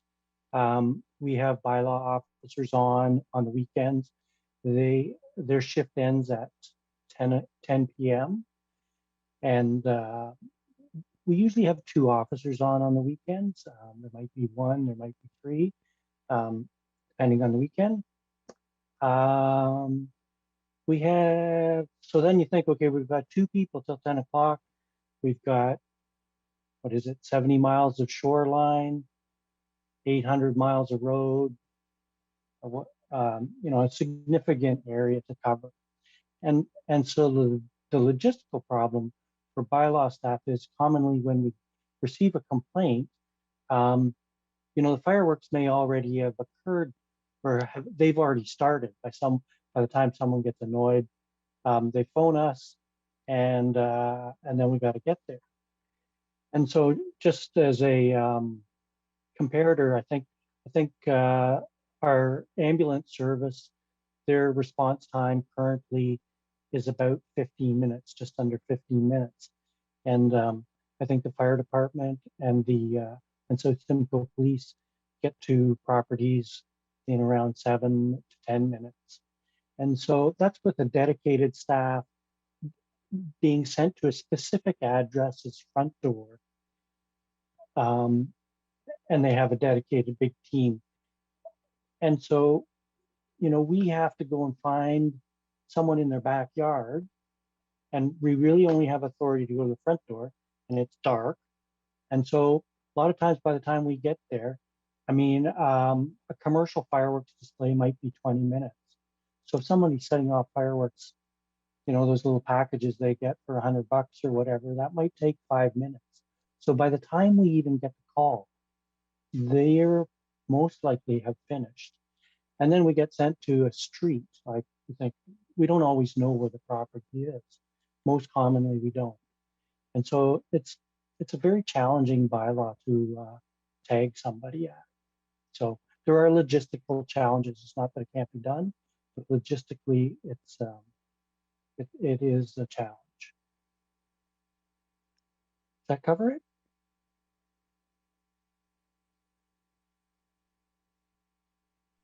Thank you, Mr. Vickers. I saw a couple more hands. Deputy Mayor Davidson and then Councillor Waters. Thank you, Your Worship. Yeah, I think what listening to Mr. Vickers makes a lot of sense, and I've heard this told to me by the police or South Simcoe Police or by bylaw. It makes a lot of sense in truth. Maybe with staff in our communications, let's push. I'd love to see this passed tonight. An education, like maybe mail out with the hydro bill or something that here in Innisfil, these are the days that are set aside. And if there is a bylaw, and I think Councillor Van Berkel will agree, maybe our bylaws, when we do catch somebody, the fines that we're charging just aren't enough. And maybe it's time we start really increasing these fines to maybe $1,000, $1,500 to make it. First we educate, but next time you do it, we do find you, you're paying $1,000 to $1,500. And let's make it tough. So, I know that Aurelia and Tiny Township recently have really increased their ticket prices and fines. So maybe it's something we can look at in the future here as well. So I understand the frustration. Thank you. Thank you, Councillor Waters. Thank you, Your Worship. I was just wondering, Isis, I'm reading what Councillor Isis has written, and I really don't see, although I'm glad he's been able to add to it, but I really don't see how this is going to change the situation we currently have. I think a lot of people are throwing fireworks, not even on the special days. Like I heard them today, and it's not a special day today, you know, unless somebody's celebrating the longest day of the year. So I'm not too sure what we're proposing here is going to improve the situation. I liked what Ms. Sinclair said. She quoted that Shelburne seemed to have a bylaw that she seemed to like. And so I was wondering, is it worthwhile before we pass this tonight, as you know, like I said, I'm not too sure it's going to make things any better because the enforcement piece is so tough, whether or not we could build some other aspects into it if we were to do some research on what Shelburne has done and what other communities done have to curtail this situation. So I like what I see. I just don't think it's going to be enough to change the attitudes that are out there. And so I'm just wondering whether or not, you know, I've never heard of what Shelburne's done, so it might be worthwhile to do some further investigation before we pass this and then have to come back and change it again. So I'm in favor of the motion. I just thought I would rather see something that was going to really change the situation on the ground. Thank you. Thank you. Councillor Van Berkel. Thank you, Your Worship. I like the motion as well, but I don't think it goes far enough. I think with Ms. Sinclair, one of the points that she brought up about, you know, not allowing to sell fireworks until a week before the holiday is a very valid point in education.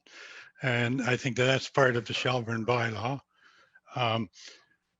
You know, because it's a big problem every weekend. I mean, you know, 11:30, 1 o'clock in the morning, I get phone calls about somebody setting off fireworks. And so I I think, this notice of motion is a good beginning, but it needs to go further. And, I'm fully in support of it. Thank you. Deputy Mayor Davidson? Yeah, I like what Councilor Van Berkel said. So I know that a lot of corner stores sell fireworks for $100, $150 a box. What I don't want to do is stop somebody who's making a living by selling fireworks, that they can't sell them for special permit occasions that we do allow. So I think we have to look at maybe a little bit carefully where we say where they cannot be sold and can be sold. Let's consider that as well, because people do have a right to a small business and just sell fireworks. So let's remember that as well. I appreciate it. Thank you. Thank you. I just have a couple. Oh, go ahead, Councillor Nicol. Sorry, Worship, just to weigh in on this, I did have a couple of points I want to make. This clearly has been a very stressful year and a half for many of us, and there are some that are pushing the envelope, letting off a bit too much steam. I fully understand the frustration from some residents that they're experiencing, and as well as Councillor Icey's rationale. But instead of allowing fireworks on the 4 specific days right now, and the national recognized days as legally approved in 2017, I have a real concern that we're actually adding additional dates. And I do have a concern that we don't exclude anybody else's celebrations of those 4 days. We could be adding dozens of legally permitted events. Online, I've counted over 78 other significant important dates alone that could be otherwise added to make sure we don't exclude anyone. With the limited resources already identified by our bylaw department to enforce any bylaws that we write, and seemingly very limited appetite to raise taxes to add a significant number of other enforcement officers, I truly think we would, either have to ban fireworks altogether in town, or keep the limited number of nationally significant days as the only times for fireworks to be permitted with our residents legally.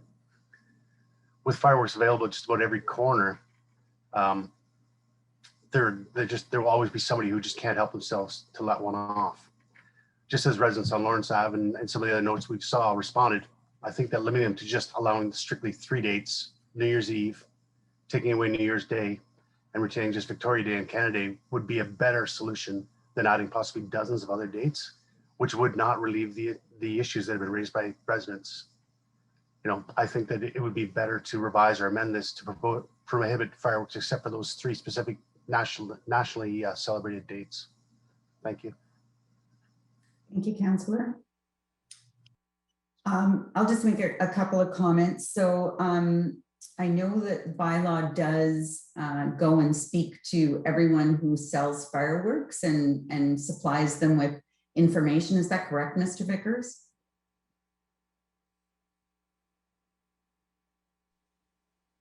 To your worship. Yes, that is accurate. Our communications team has developed an information package, which they share with fireworks retailers and ask that information be shared with their patrons.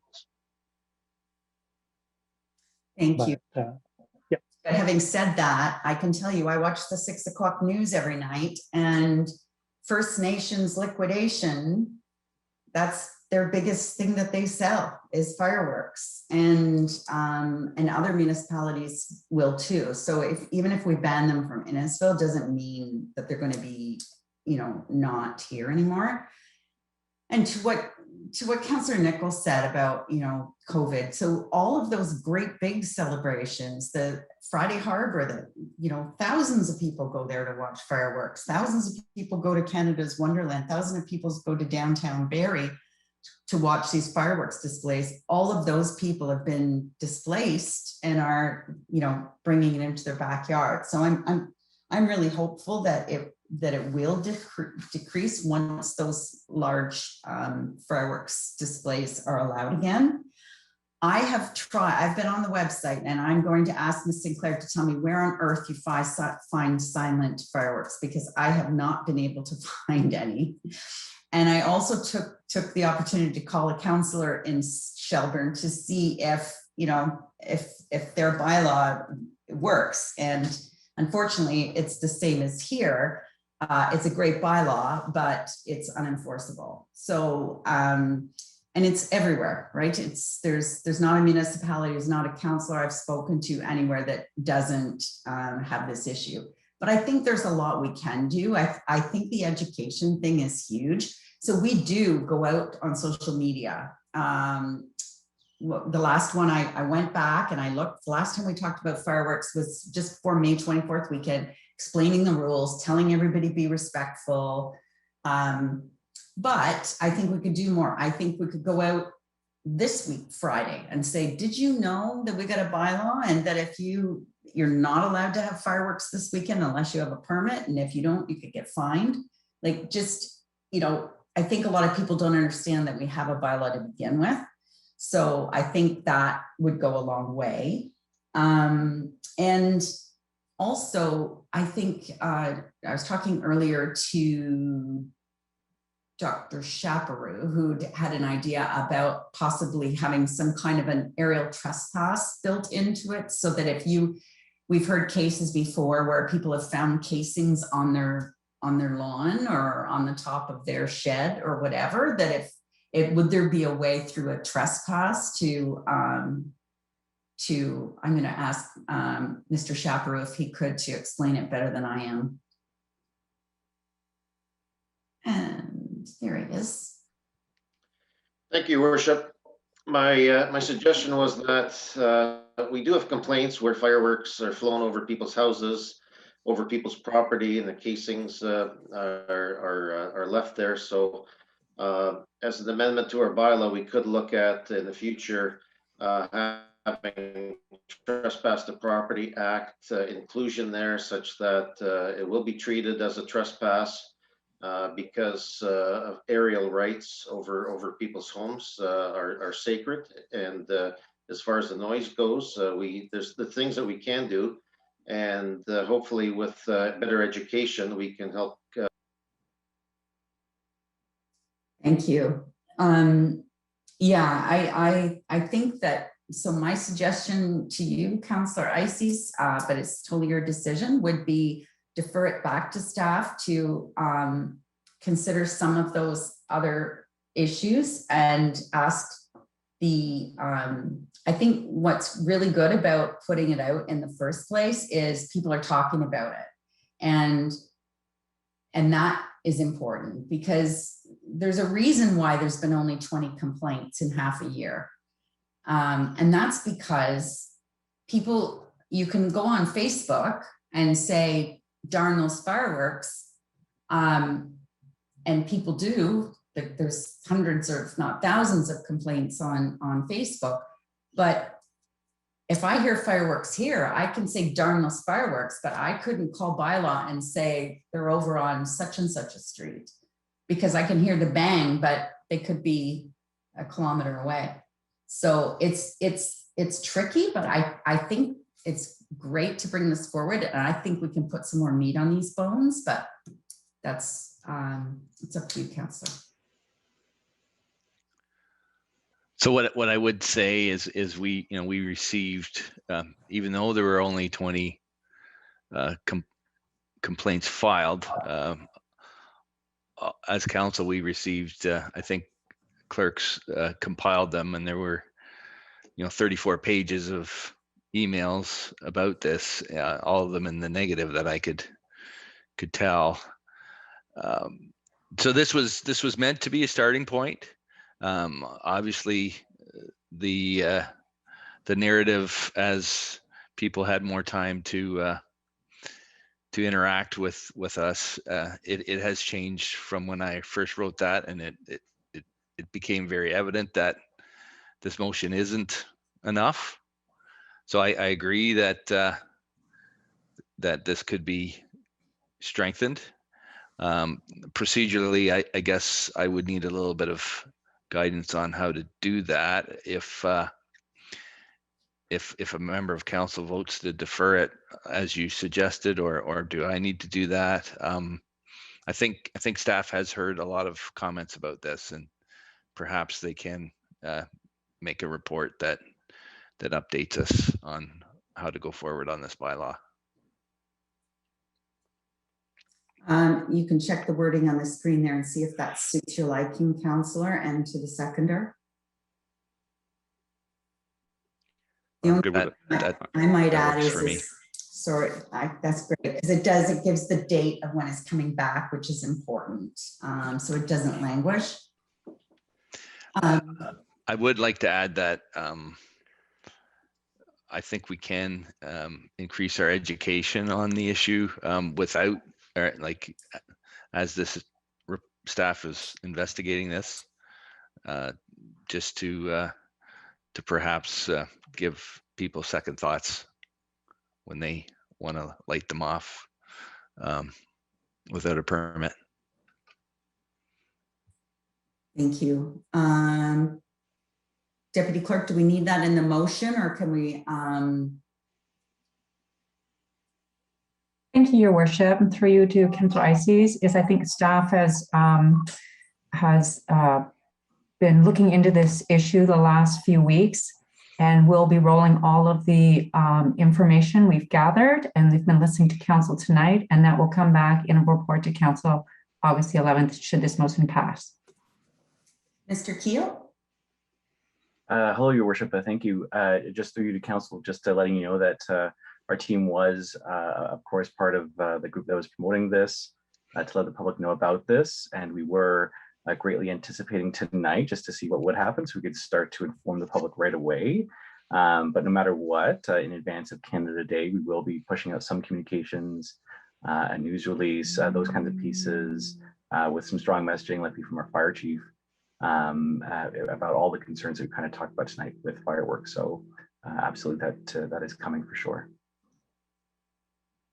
Thank you, Mr. Keogh. And I commend you, Councillor Ices, for bringing this forward, because you're right, it has been a nuisance issue with the town for a long time.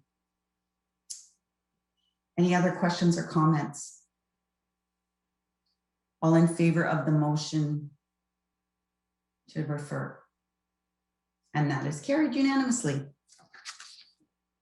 Thank you. And next is announcements. Is there any announcements from members of council? Councillor Nicol. Thank you, Worship. I know that you were invited and we're not able to attend, but I just want to let you know that, or let everybody know that my son Wyatt and I were invited to judge the Cookstown Chamber of Commerce Ferry House contest. We were wandering through Cookstown and saw over 20 different displays. Just amazed at the creativity of our residents in Cookstown. There were just so many unbelievable displays built by both kids and adults alone or alike, and it was just really great to see the creativity and the fun people are having. You know, going back to it again, people are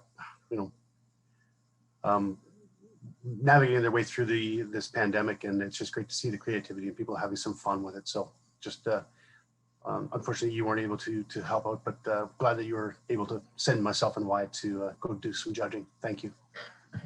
Thank you. Well, Mr. Wyatt's getting very, very good at judging haunted houses and Christmas houses, so he's doing very well. Any other announcements? Councillor Ices. Thank you, Worship. This Friday, the St. James United Church is having their annual strawberry supper, and if you didn't pre-register for a wonderful meal, you are out of luck. They were sold out last week. Another example of an annual event surviving and flourishing in these times. So thanks to the people at St. James for keeping that going. Thank you. Any other announcements? Seeing none, I just want to wish everybody a very happy Canada Day. And also our next meeting is not until August the 11th. This is the first break that this council has had since July of 2019. So I hope everybody enjoys a Zoomless month, and get out and enjoy some fresh air and some sunshine. And we'll see you back August the 11th, unless I promise, unless the sky's falling, not to call a special meeting in July this year. Don't say it. Don't say it. All right, so with that, then we'll move for the confirming bylaw, and that will be moved by Deputy Mayor Davidson and seconded by Councillor Waters. All those in favor? That is carried, and adjournment is moved by Councillor Nicol and seconded by Councillor Fowler. All those in favor? And that is carried. Thank you, everybody, for your attention this evening. Thanks for being with us, and happy Canada Day, and we'll see you in a month. And all to the staff, have a great holiday from us. Absolutely. Happy Canada Day, everyone. Happy Canada Day, everybody. Take care. Bye-bye.